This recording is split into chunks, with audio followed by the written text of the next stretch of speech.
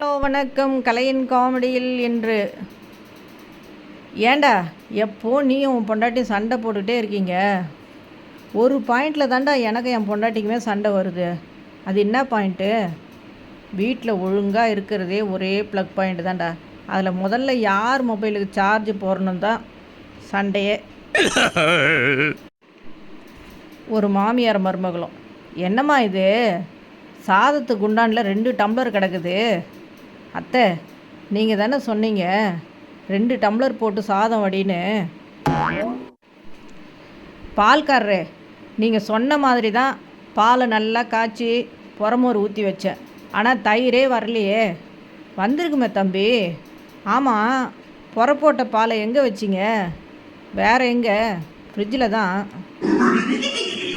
டேய், ஏண்டா உங்கள் அப்பா வீட்டில் இருக்கப்போ மட்டும் விளையாடவே வரமாட்டேங்கிற? உங்கள் அப்பா கூட ஜாலியாக விளையாடிட்டு இருப்பியா? அடப்போடா, அவர் தான். டேய், உங்கள் அம்மாக்கிட்ட என்னை தனியாக விட்டுட்டு போயிடாதரான்னு கெஞ்சறாரு. சார், உங்கள் பொண்டாட்டி எப்போவுமே அவங்க அம்மா வீட்டில் இருக்காங்க. நீங்கள் ரொம்ப கொடுத்து வச்சுங்க சார். அடப்போங்க சார், நான் வீட்டோட மாப்பிள்ளை.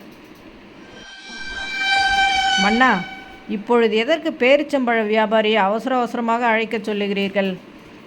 அமைச்சரே, நாம் எதிரி நாட்டு மன்னன். நீ உடனே உன்னுடைய ஆயுதங்களை போட்டுவிட்டு என்னிடம் சரணடைந்து விடு என்று ஓலையை அனுப்பியிருக்கிறான்.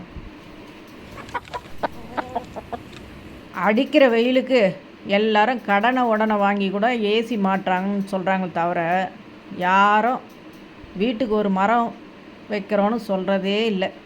அட ஆமாம்ல. சிரிச்சிட்டே இருங்க, சந்தோஷமாக இருங்க. மீண்டும் நாளை சந்திப்போம். நன்றி, வணக்கம்.